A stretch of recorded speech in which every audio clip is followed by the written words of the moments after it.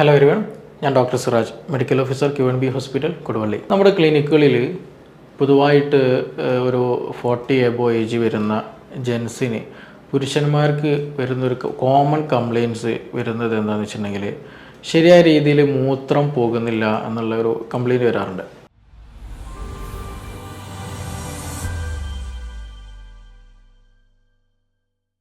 ശരിക്ക് മൂത്രം ഒഴിച്ചാൽ തന്നെ ശരിയായിട്ട് പൂർണ്ണമായിട്ട് പോകുന്നില്ല. മൂത്രം ഒഴിച്ചു കഴിഞ്ഞാൽ പിന്നെയും എന്തോ പെൻഡിങ് ഉള്ള പോലെ, ബാക്കിയുള്ള പോലെ മൂത്രസഞ്ചിയിൽ പിന്നെയും യൂറിൻ പോകാനുള്ളൊരു ഫീലിംഗ് ഉണ്ടാവുക. പിന്നെ അതുപോലെ തന്നെ ചില ആളുകൾക്ക് അതിൻ്റെ സ്ട്രീം ഫ്ലോ കുറയുക എന്നുള്ള സിറ്റുവേഷൻ ഉണ്ട്. അതായത് മൂത്രം ശരിക്ക് മുമ്പത്തെ പോലെ സ്പീഡിൽ പോകുന്നില്ല, നല്ല അതിൻ്റെ സ്പീഡ് പോകുന്നതിൻ്റെ തോത് എന്ത് ചെയ്യുന്നുണ്ട്, കുറയുന്നുണ്ട് എന്നുള്ള കംപ്ലയിൻ്റൊക്കെ പലപ്പോഴും വരാറുണ്ട്. യഥാർത്ഥത്തിൽ ഇതിനുള്ള ഒരുപാട് കാരണങ്ങളുണ്ട്. മൂത്രവുമായി ബന്ധപ്പെട്ടിട്ട് ചിലർക്ക് സ്റ്റോണിൻ്റെ പ്രശ്നങ്ങളുണ്ടാകാം. അതേപോലെ ചില ആളുകൾക്ക് UTI ക്രോണിക് കണ്ടീഷൻ വരുന്ന സമയത്ത് അതിൻ്റെ വോളിയം കുറയും. അതായത് മൂത്രം പോകുന്നതിൻ്റെ ആ ഒരു മൂത്രനാളിയുടെ അതിൻ്റെ വ്യാസം കുറയുമ്പോൾ സ്വാഭാവികമായിട്ടും ഈ പ്രശ്നങ്ങൾ കണ്ടുവരാറുണ്ട്. പക്ഷേ ഇതിൻ്റെയൊക്കെ ഒരു 40 എബോ, അത് 40 വയസ്സ് വരുന്ന അതിന് ശേഷം ഈ കംപ്ലയിൻറ്റ് കൂടുതലായിട്ടും കാണുന്നത് ഈ പ്രോസ്റ്റേറ്റ് ഗ്രന്ഥിക്ക് ചെറിയ ഒരു കംപ്ലയിൻറ്റ്സ് വരുമ്പോഴാണ്. അപ്പോൾ ഇന്നത്തെ വീഡിയോയിൽ നമ്മൾ കൂടുതൽ ഡിസ്കസ് ചെയ്യാൻ ഉദ്ദേശിക്കുന്നത് ഈ പുരുഷന്മാരിൽ കണ്ടുവരുന്ന പ്രോസ്റ്റേറ്റ് ഗ്രന്ഥി എങ്ങനെയാണ് ഇതിന് സൈസ് കൂടുന്നത്, എങ്ങനെയാണ് ഇതിന് വീക്കം വെക്കുന്നത്, അപ്പോൾ അതുകൊണ്ട് എന്തൊക്കെ പ്രശ്നങ്ങൾ, ബുദ്ധിമുട്ടുകൾ എന്തൊക്കെ ഉണ്ടാകും, അപ്പോൾ അതിന് എന്തൊക്കെ ട്രീറ്റ്മെൻറ്റ് നമുക്ക് ചെയ്യാൻ കഴിയും, എന്തൊക്കെ കാര്യങ്ങൾ ശ്രദ്ധിക്കണം തുടങ്ങിയ വിഷയങ്ങളാണ് ഇന്നത്തെ നമ്മുടെ ഈ ഒരു സെഷനിൽ ഇവിടെ ഉദ്ദേശിക്കുന്നത്. അപ്പോൾ പ്രോസ്റ്റേറ്റ് ഗ്രന്ഥി, ഈ പ്രോസ്റ്റേറ്റ് ഗ്രന്ഥി ഇത് പുരുഷന്മാർക്ക് വരാനുള്ള കാരണം എന്താണെന്ന് വെച്ചിട്ടുണ്ടെങ്കിൽ ഇത് സ്ത്രീകളിലില്ല, പുരുഷന്മാരിലാണ് പ്രോസ്റ്റേറ്റ് ഗ്രന്ഥി ഉള്ളത്. അത് സെക്ഷലി റിലേറ്റഡ് ആയിട്ട്, അതായത് സെമിനൽ ഫ്ലൂയിഡ് സെക്സ് ചെയ്യുമ്പോൾ പുറപ്പെടുന്ന ശുക്ലം, അതിൽ പ്രോസ്റ്റേറ്റ് ഗ്രന്ഥിയുടെ പല ഘടകങ്ങളും അതിൽ ഇൻക്ലൂഡഡ് ആയിട്ടുണ്ട്. അപ്പോൾ അതിന് വേണ്ടിയിട്ടാണ് യഥാർത്ഥത്തിൽ നല്ലൊരു സെമൻ, നല്ല ക്വാളിറ്റിയുള്ള സെമൻ കിട്ടണമെങ്കിൽ അതിന് പ്രോസ്റ്റേറ്റ് ഗ്രന്ഥിക്ക് ഒരുപാട് ഫങ്ഷൻ ഉണ്ട്. അതുകൊണ്ടാണ് ഇത് പുരുഷന്മാരിൽ കാണുന്നത്, സ്ത്രീകളിൽ ഇല്ലാത്തത്. അപ്പോൾ ഈ പ്രോസ്റ്റേറ്റ് ഗ്രന്ഥിയുടെ പൊസിഷൻ വളരെ ഇമ്പോർട്ടൻ്റ് ആണ്. നമ്മൾ ഈ പ്രോസ്റ്റേറ്റ് പ്രശ്നം വരുമ്പോൾ അല്ലെങ്കിൽ യൂറിൻ ഇഷ്യൂസ് ഉണ്ടാകുമ്പോൾ ഈ പ്രോസ്റ്റേറ്റ് ഗ്രന്ഥി എന്ന് പറയുന്നതിൻ്റെ അതിൻ്റെ ഒരു സാന്നിധ്യം, അതിൻ്റെ ഒരു പ്രസൻസ്, അത് നിൽക്കുന്ന സ്ഥലം എവിടെയാണെന്ന് അറിയുന്നത് വളരെ ഇമ്പോർട്ടൻ്റ് ആണ്. അത് നമ്മുടെ മൂത്രസഞ്ചി ഉണ്ടല്ലോ, മൂത്രസഞ്ചി അതൊരു ബാഗ് ലൈക്ക് സ്ട്രക്ചർ, ഒരു കംപ്ലീറ്റ് ഒരു റൗണ്ടല്ല, എന്നാലൊരു ഓൾമോസ്റ്റ് റൗണ്ട് വരുന്ന ഒരു ഓവൽ ഷേപ്പിലൊക്കെ വരുന്ന ടൈപ്പ് വേണമെങ്കിൽ പറയാം. അപ്പോൾ അതിൻ്റെ ഒരു മൂത്രസഞ്ചിയിൽ നിന്ന് പുറത്തേക്ക് യുറീത്ര എന്ന് പറയും, മൂത്രം പുറത്തേക്ക് വരുന്ന ഭാഗം, ഏറ്റവും അവസാന ഭാഗത്തേക്ക് വരുന്നത്. അപ്പോൾ ആ മൂത്രസഞ്ചിയുടെയും ആ വരുന്ന ട്യൂബിൻ്റെയും സ്റ്റാർട്ടിങ്ങിൽ ആണ് ഈ പറയുന്ന പ്രോസ്റ്റേറ്റ് ഗ്ലാൻഡ് കാണുന്നത്. അതിൻ്റെ പ്രത്യേകത എന്താ വെച്ചിട്ടുണ്ടെങ്കിൽ ഈ പറയുന്ന മൂത്രം പോകുന്ന മൂത്രനാളി ഉണ്ടല്ലോ, ആ മൂത്രനാളി കംപ്ലീറ്റ് കവർ ചെയ്തിട്ട്, ഓൾമോസ്റ്റ് കംപ്ലീറ്റ് കവർ ചെയ്തിട്ടുള്ള ഒരു 3D സ്ട്രക്ചറാണ്. അതായത് ഈ സിമ്പിളായിട്ട് പറഞ്ഞാൽ ഈ പറയുന്ന പ്രോസ്റ്റേറ്റ് ഗ്രന്ഥിയുടെ ഉൾഭാഗത്തു കൂടെയാണ് ഈ പറയുന്ന മൂത്രനാളി കടന്നു പോകുന്നത്. അപ്പോൾ സ്വാഭാവികമായിട്ട് പ്രോസ്റ്റേറ്റ് ഗ്രന്ഥി വലുതാകുമ്പോൾ എന്ത് ചെയ്യും, ഉള്ളിലൂടെ കടന്നു പോകുന്ന ഈ മൂത്രനാളിയിൽ എന്ത് ചെയ്യും, അതിന് ചെറിയൊരു പ്രഷർ വരും, അതിന് ചെറിയൊരു തടസ്സം, ഒരു പ്രഷർ അവിടെ വരുമ്പോൾ ക്രിയേറ്റ് ചെയ്യുമ്പോൾ സ്വാഭാവികമായിട്ടും എന്ത് ചെയ്യും, അതൊരു ട്യൂബാണ്, മൂത്രം പോകുന്ന ട്യൂബാണ്. അപ്പോൾ അതിനുള്ള വ്യാസം, അതിൻ്റെ വ്യാപ്തി കുറയും. അപ്പോൾ അവിടെ ഒരു അമറൽ വരും, ഒരു പ്രസ്സിങ് വരും. ആ പ്രസ്സിങ് വരുമ്പോൾ ശരിക്കും യൂറിൻ പോകില്ല എന്നുള്ളതാണ്. അപ്പോൾ അതാണ് അതിൻ്റെ ഒരു ഇമ്പോർട്ടൻസ് എന്ന് പറയുന്നത്. അതിൻ്റെ പ്രോസ്റ്റേറ്റ് ഗ്രന്ഥിക്ക് വളരെ ഇമ്പോർട്ടൻസ് ഉണ്ട്, അതിൻ്റെ സ്ഥാനത്തിന് ഇമ്പോർട്ടൻസ് ഉണ്ട്, അതിൻ്റെ സൈസിനൊക്കെ ഇമ്പോർട്ടൻസ് ഉണ്ട്. പൊതുവായിട്ട് ഇത് എന്തുകൊണ്ടാണ് വളരുന്നത്, എന്തുകൊണ്ടാണ് ഇതിന് സൈസ് കൂടുന്നത് എന്നുള്ളൊരു ക്വസ്റ്റ്യൻ ഉണ്ട്. കോമൺലി ഇപ്പോൾ ഞാൻ നേരത്തെ തുടക്കത്തിലേ പറയുകയുണ്ടായി, ഒരു 40 വയസ്സിന് മുകളിലുള്ളവർക്ക് വരുന്നൊരു കോമൺ കംപ്ലയിൻ്റ് ആയിട്ട് ഇത് മാറിയിട്ടുണ്ട്. ഈ പ്രോസ്റ്റേറ്റ് എൻലാർജ് ചെയ്യുക എന്നുള്ളത്. ചിലർക്ക് പ്രോസ്റ്റേറ്റിസിന് ഇഷ്യൂസ് ഉണ്ട്, ചിലർക്ക് പ്രോസ്റ്റേറ്റ് ക്യാൻസർ വരാറുണ്ട്. പക്ഷേ ഇത് കോമൺ ആയിട്ട് ഏറ്റവും മോസ്റ്റ്ലി കാണുന്ന ഒരു കേസാണ് ഈ പറയുന്ന പ്രോസ്റ്റേറ്റിൻ്റെ എൻലാർജ്മെൻറ്റ് എന്ന് പറയുന്നത്. ഓൾമോസ്റ്റ് ഇപ്പോൾ ഈ ഒരു വർഷത്തിൽ ഒരു 2.5 സെൻറ്റിമീറ്റർ ക്യൂബ് സൈസ് ഗ്രോ ചെയ്യുന്നുണ്ട് എന്നാണ് സ്റ്റഡീസ് പറയുന്നത്. പക്ഷേ ഇതിൻ്റെ എക്സാക്റ്റ് കാരണം എന്താണെന്നുള്ളത് ഇതുവരെ ഐഡൻറ്റിഫൈ ചെയ്യാൻ പറ്റിയില്ല. പക്ഷേ ഇതൊരു പുരുഷ റിലേറ്റഡ് ആയിട്ടത് കൊണ്ട് തന്നെ ഇതിന് പുരുഷ ഹോർമോണുമായിട്ടുള്ള ടെസ്റ്റോസ്റ്ററോൺ പോലെയുള്ള ഹോർമോൺ, അതുപോലെ അങ്ങനെയുള്ള ഹോർമോണുമായിട്ട് നല്ല ലിങ്കിങ് ഉണ്ട് എന്നുള്ള പഠനങ്ങൾ മാത്രമേ ഉള്ളൂ. പക്ഷേ നമ്മളെപ്പോഴും ശ്രദ്ധിക്കേണ്ട ഒരു കാര്യം, ഇതൊരു 40 വയസ്സ് കഴിഞ്ഞിട്ട് നമുക്കിങ്ങനെയുള്ള പ്രശ്നങ്ങളുണ്ടെങ്കിൽ, ബുദ്ധിമുട്ടുകളുണ്ടെങ്കിൽ തീർച്ചയായിട്ടും ഇതിനെ പരിഗണിക്കണം. അതില്ല എന്നുണ്ടെങ്കിൽ അത് ക്രോണിക് ആയിട്ടുള്ള ഇഷ്യൂസിലേക്ക് മാറാനുള്ള സാധ്യത വളരെ കൂടുതലാണ്. പലപ്പോഴും നമുക്ക് ക്ലിനിക്കിലേക്ക് എത്തുമ്പോൾ അവർക്ക് യൂറിനറി സിംറ്റംസുകൾ ഉണ്ടാകും. കാലിലും കൈകാലിലൊക്കെ നീര് വരിക, ശ്വാസം എടുക്കാൻ ബുദ്ധിമുട്ട് വരിക, അങ്ങനെയുള്ള കിഡ്നി റിലേറ്റഡ് ആയിട്ടുള്ള ഇഷ്യൂസിലേക്ക് അത് നീങ്ങാറുണ്ട്. അതെന്തുകൊണ്ട് അങ്ങനെ ഉണ്ടാകുമെന്ന് വെച്ചിട്ടുണ്ടെങ്കിൽ ഞാൻ നേരത്തെ പറഞ്ഞു, ഇതിൻ്റെ മെയിൻ സിംറ്റം അതായത് ഈ പ്രോസ്റ്റേറ്റ് ഗ്രന്ഥി വലുതാകുന്നത് കൊണ്ടാണ് യഥാർത്ഥത്തിൽ മൂത്രം, അല്ലെങ്കിൽ അത് വലുതാകുന്നത് കൊണ്ട് മൂത്രം പോകുന്ന മൂത്രനാളിക്ക് ശരിയായി ഒരു വികസിക്കാൻ പറ്റില്ല, അല്ലെങ്കിൽ ശരിയായി യൂറിൻ പാസ് ചെയ്യാൻ പറ്റില്ല. കാരണം എന്താണ്, ഞാൻ നേരത്തെ പറഞ്ഞു, ഈ കുഴലിൽ അല്ലെങ്കിൽ ഈ ഒരു പൈപ്പിന് എന്ത് ചെയ്യും, ഈ മൂത്രനാളിയെ അത് പ്രസ് ചെയ്യും. ഇതിൻ്റെ ഗ്രോ കാരണം ഇത് മൂത്രനാളി പ്രസ് ചെയ്യുന്നതുകൊണ്ട് ശരിയായ യൂറിൻ പാസ് ഔട്ട് ചെയ്യില്ല. അപ്പോൾ ശരിയായ രീതിയിൽ യൂറിൻ പാസ് ചെയ്തില്ല എങ്കിൽ എന്ത് സംഭവിക്കും, നമ്മൾ മൂത്രസഞ്ചിയിൽ മൂത്രം നിറയും. ആ മൂത്രം നിറഞ്ഞ് കൂടുതൽ കഴിഞ്ഞാൽ അവിടെ വയറുവേദന വരും, അബ്ഡമൻ ഡിസ്റ്റൻഡ് ആയിരിക്കും, നമ്മൾ അടിവയറ്റിലൊക്കെ നല്ല വേദന ഉണ്ടാകും, ഒന്ന് വീർത്തു നിൽക്കും. അതേപോലെ തന്നെ കുറച്ചും കൂടി സിവിയറിറ്റിയിലേക്ക് കയറി കഴിഞ്ഞാൽ ആ മൂത്രം നിറഞ്ഞ് പിന്നീട് എന്ത് ചെയ്യും, ഒരു ബാക്ക് ഫ്ലോ അല്ലെങ്കിൽ ബാക്ക് പ്രഷർ എവിടേക്ക് ഫീൽ ചെയ്യും, കിഡ്നിയിലേക്കാണ് ഫീൽ ചെയ്യുക. പിന്നീട് അത് കിഡ്നിയിലേക്ക് നീർക്കെട്ട് വരും, ഗ്രാജ്വലി കിഡ്നി വരെ എന്ത് ചെയ്യാം, അത് ഫെയിൽ ചെയ്യാൻ സാധ്യത വളരെ കൂടുതലാണ്. അത് എക്സ്ട്രീം കണ്ടീഷനിൽ നമ്മൾ ട്രീറ്റ് ചെയ്തില്ല, വേണ്ട രീതിയിൽ പരിഗണിച്ചില്ല എങ്കിൽ മാത്രമാണ് അങ്ങനെയുള്ള ഇഷ്യൂസിലേക്ക് ഉണ്ടാകുക. അപ്പോൾ ഇതിൽ വേറെ എന്തൊക്കെ സിംറ്റംസ് എന്നുള്ളത് വളരെ ഇമ്പോർട്ടൻ്റ് ഉണ്ട്. ഒന്ന്, ഞാൻ നേരത്തെ പറഞ്ഞ പോലെ ശരിയായ രീതിയിൽ യൂറിൻ പാസ് ഔട്ട് ചെയ്യാൻ പറ്റില്ല, അതിൻ്റെ ഫ്ലോ ശരിയായ രീതിയിൽ കിട്ടില്ല.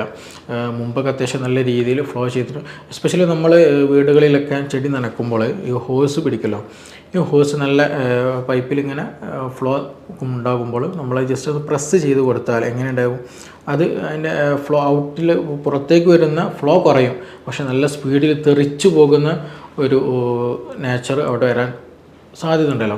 അപ്പോൾ എന്നതുപോലെ ഇങ്ങനെയുള്ള ഈ പ്രോസ്റ്റേറ്റിൻ്റെ എൻലാർജ്മെൻറ്റ് കാരണമായിട്ട് ഇതിന് എന്തെങ്കിലും ഒരു ഡാമേജ് വന്നാൽ, അല്ലെങ്കിൽ ഇതിന് ഫ്ലോ കുറഞ്ഞാൽ ഇതുപോലെയുള്ള ഒരു കംപ്ലീറ്റ് ഫ്ലോ ഉണ്ടായിരിക്കില്ല, അതിൻ്റെ സ്ട്രീമിങ് എന്ത് ചെയ്യും, അത് കുറയും, പുറത്തേക്ക് വരുന്ന യൂറിൻ്റെ ഔട്ട്പുട്ട് കുറയും. ഒന്ന് അതാണ്.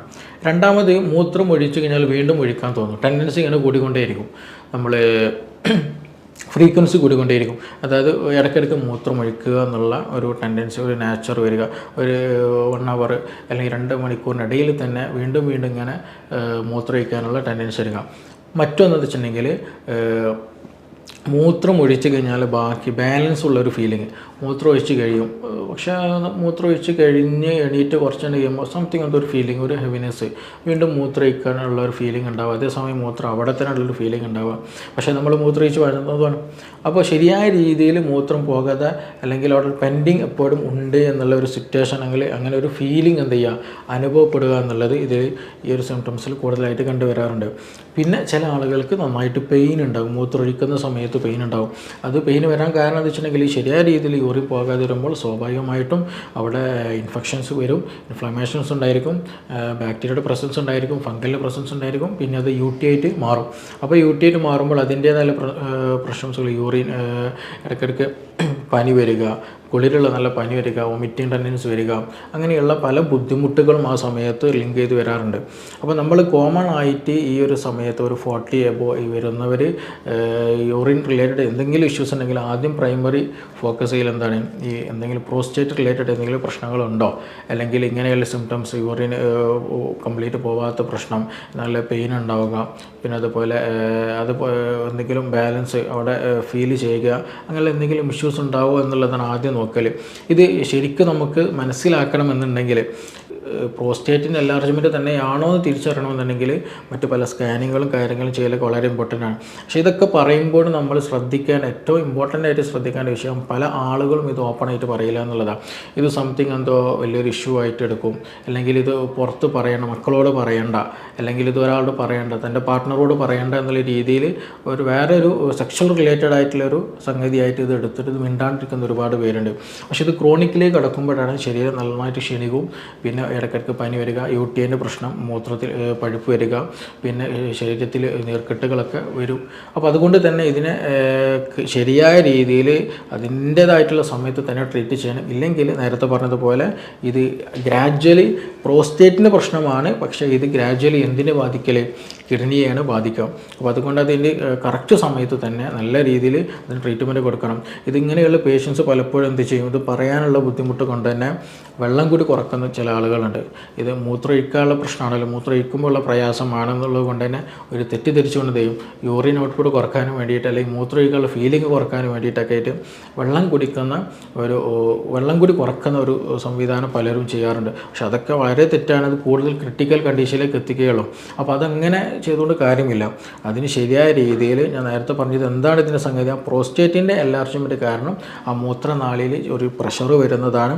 അപ്പോൾ മൂത്രനാളിയുടെ വ്യാസം, അതിൻ്റെ ഒരു മൂത്രം വരുന്ന ഒരു വ്യാസം ചെയ്യും, അതങ്ങനെ പ്രസ് ചെയ്യും, അതിൻ്റെ വോളിയം കുറയും, അതുകൊണ്ട് ഉണ്ടാകുന്നതാണ്. അപ്പോൾ അത് ട്രീറ്റ് ചെയ്യണമെന്നുണ്ടെങ്കിൽ എന്ത് ചെയ്യണം, അതിൻ്റെ ഒരു ഒറിജിനൽ ഡയറക്ഷനിലേക്ക് തന്നെ പോകണം. ഒറിജിനലായിട്ട് അതിന് എങ്ങനെ ഉണ്ടായിരുന്നു അതിൻ്റെ വ്യാസം അതിലേക്ക് എത്തണം. അതേപോലെ അതിൻ്റെ പ്രോസ്റ്റേറ്റിൻ്റെ ആ വീക്കം കുറയ്ക്കുകയൊക്കെ ചെയ്യണം. അപ്പോൾ അതിന് വേണ്ടിയിട്ടുള്ള മെഡിസിൻസ് പ്രൈമറി നമുക്ക് എന്ത് ചെയ്യാം, നമ്മൾ കുറച്ച് ചെറിയ രൂപത്തിലുള്ള ഡയറ്റിങ്ങും അതേപോലെ മെഡിസിൻസ് എടുത്താൽ തന്നെ ഈ പറയുന്ന ഒരു ഷ്രിങ്കിങ് അതേപോലെ അല്ലെങ്കിൽ ഇത് വരുന്ന ഒരു ഗ്രോത്ത് ഉണ്ടല്ലോ, അത് നമുക്ക് കൺട്രോൾ ചെയ്യാൻ പറ്റും. അത് ഒരു പരിധി വരെ കൺട്രോൾ ചെയ്യാൻ പറ്റും. ഇനി അതല്ല എക്സ്ട്രീം കണ്ടീഷനിലേക്ക് പോവുകയാണെങ്കിൽ തീർച്ചയായിട്ടും അതിൻ്റേതായിട്ടുള്ള സർജറി ഓപ്ഷൻസുകൾ ഇന്ന് ഒരുപാട് മൈനർ സർജറികൾ, വലിയ ഹെവി സർജറികളൊന്നുമില്ല, ആ ഒരു സർജറികളും കാര്യങ്ങളൊക്കെ നമുക്ക് ചെയ്താൽ തന്നെ പെട്ടെന്ന് ക്യൂർ ആവുന്നതാണ്. അപ്പോൾ ഇതിൽ പ്രൈമറി നമ്മൾ ശ്രദ്ധിക്കേണ്ടത് ഇതിങ്ങനെയുള്ള സിംറ്റംസുകൾ ഉണ്ടെന്നുണ്ടെങ്കിൽ എത്രയും പെട്ടെന്ന് നമ്മൾ ഒരു നല്ലൊരു ഡോക്ടറെ കണ്ടിട്ട് അതിങ്ങനെയുള്ള വിഷയങ്ങളുണ്ട്, ഇത് പെട്ടെന്നുള്ളൊരു പരിഹാരം കാണണം. അതുപോലെ ഞാൻ നേരത്തെ പറഞ്ഞു, നമ്മൾ ഒരിക്കലും ഇങ്ങനെ ഒരു സിംറ്റം വന്നതുകൊണ്ട് ഒരിക്കലും എന്ത് ചെയ്ത് വാട്ടർ ഇൻടേക്ക്, വെള്ളം കുടിക്കുന്ന അല്ലെങ്കിൽ വെള്ളം കൂടി കുറയ്ക്കുക എന്നുള്ള ഒരു കൺസെപ്റ്റിലേക്ക് ഒരിക്കലും എത്തത്. ട്രീറ്റ്മെൻറ്റ് എപ്പോഴും എന്തായിരിക്കണം, കോസിനായിരിക്കും ട്രീറ്റ് ചെയ്യുന്നത്. എന്താണോ കാരണം, ആ കാരണത്തെയാണ് നമ്മൾ ട്രീറ്റ് ചെയ്യേണ്ടത്. അങ്ങനെ ചെയ്തില്ല എങ്കിലാണ് തീർച്ചയായിട്ടും അതെന്ത് ചെയ്യും, വീണ്ടും വീണ്ടും വന്നുകൊണ്ടേയിരിക്കും. ഈ അടുത്ത് നമ്മൾ അറിയുന്നൊരു കേസുണ്ട്. അവർക്ക് ഇതുപോലെ എന്താണ് പ്രോസ്റ്റേറ്റിൻ്റെ എൻലാർജ്മെൻ്റ് ആണെന്നുള്ള അറിയാം, ഇങ്ങനെ ബുദ്ധിമുട്ടാണെന്നറിയാം, പക്ഷേ അവർ എന്ത് ചെയ്യുന്നില്ല, ട്രീറ്റ്മെൻറ്റ് ചെയ്യാൻ തയ്യാറാകുന്നില്ല എന്നുള്ളത്. അങ്ങനെ ഒരുപാട് കേസുകൾ പലപ്പോഴും നമുക്ക് വരാറുണ്ട്. ട്രീറ്റ്മെൻറ്റ് മീൻസ് ഇത് എക്സ്ട്രീം കണ്ടീഷനിലേക്ക് പോയാലും നമുക്ക് സർജറി ചെയ്യൽ നിർബന്ധമാണ്. ഇല്ല എന്നുണ്ടെങ്കിൽ ഞാൻ നേരത്തെ പറഞ്ഞതുപോലെ അത് പിന്നീട് ഗ്രാജുവലി ഇടയ്ക്കിടയ്ക്ക് യൂട്ടി വന്നുകൊണ്ടിരിക്കും, പിന്നെ അബ്ഡോമൻ റിലേറ്റഡ് ഇഷ്യൂസ് ഉണ്ടായിരിക്കും, പിന്നെ നേരത്തെ പറഞ്ഞ പോലെ അത് ഗ്രാജുവലി പോക്ക് കിഡ്നി ഫെയിലിയറിലേക്കാണ്. അപ്പോൾ അതുകൊണ്ട് തന്നെ നിർബന്ധമായിട്ടും അങ്ങനെ എന്തെങ്കിലും ഇഷ്യൂസോ കാര്യങ്ങളുണ്ടെങ്കിൽ നല്ല ഒരു ഡോക്ടറെ കണ്ടിട്ട് വേണ്ട ട്രീറ്റ്മെൻറ്റ് ചെയ്യേണ്ടതാണ്. ഇനി ഇതുമായി ബന്ധപ്പെട്ട എന്തെങ്കിലും അറിയണമെന്നുണ്ടെങ്കിൽ ഈ നമ്പറിൽ നിങ്ങൾക്ക് കോൺടാക്റ്റ് ചെയ്യാവുന്നതാണ്. പിന്നെ ഇതിൻ്റെ കൂടെ തന്നെ മറ്റൊരു കാര്യം കൂടി നമ്മൾ ശ്രദ്ധിക്കണം. എല്ലാ കേസുകളും പ്രോസ്റ്റേറ്റ് എന്നുള്ളത് പറയുമ്പോൾ ചിലപ്പോൾ നമുക്ക് പ്രോസ്റ്റേറ്റിസിന് ഇൻഫ്ലമേഷൻ വരുന്ന കണ്ടീഷൻസ് ഉണ്ട്, പിന്നെ അതുപോലെ പ്രോസ്റ്റേറ്റ് ക്യാൻസറുകൾ വരുന്ന കണ്ടീഷൻസ് ഉണ്ട്. അപ്പോൾ ഇതിലൊക്കെ ഏകദേശം സിംറ്റംസുകൾ, അതായത് രോഗത്തിൻ്റെ അടയാളങ്ങൾ സെയിം ആയിരിക്കും. ഞാൻ നേരത്തെ പറഞ്ഞ പോലെ മൂത്രമൊഴിക്കാൻ പ്രയാസം, മൂത്രത്തിൻ്റെ ഫ്ലോയിൽ ഉണ്ടാകുന്ന കുറവ്, പിന്നെ മൂത്രം ഒരു പെൻഡിങ് ഇനിയും ബാക്കി ഉണ്ടാകുന്ന ഒരു ഹെവിനെസ് ഫീലിംഗ്, അങ്ങനെയുള്ളൊരു കോമൺ സിംറ്റംസുകളായിരിക്കും പലപ്പോഴും ഉണ്ടാകുക. ചിലപ്പോൾ UTIയുടെ സിംറ്റംസ് ഉണ്ടാവുള്ളൂ, മൂത്രപ്പഴുപ്പിൻ്റെ സിംറ്റംസ് ഉണ്ടാവുകയുള്ളൂ.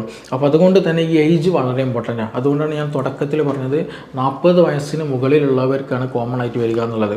അപ്പോൾ 40 വയസ്സിന് മുകളിലായിട്ട് കോമൺ ആയിട്ട് ഇങ്ങനെ ഇഷ്യൂ ഉള്ളത് കൊണ്ട് തന്നെ അങ്ങനെ എന്തെങ്കിലും യൂറിനറി റിലേറ്റഡ് ആയിട്ട് എന്തെങ്കിലും ഇഷ്യൂസ് ഉണ്ടെങ്കിൽ പെട്ടെന്ന് തന്നെ നല്ലൊരു ഡോക്ടറെ കണ്ടിട്ട് വേണ്ട നിർദ്ദേശങ്ങൾ നിങ്ങൾ സ്വീകരിക്കേണ്ടതാണ്. ഓക്കെ, നമുക്കിനി മറ്റൊരു വീഡിയോയുമായിട്ട് വീണ്ടും കാണാം. Thank you.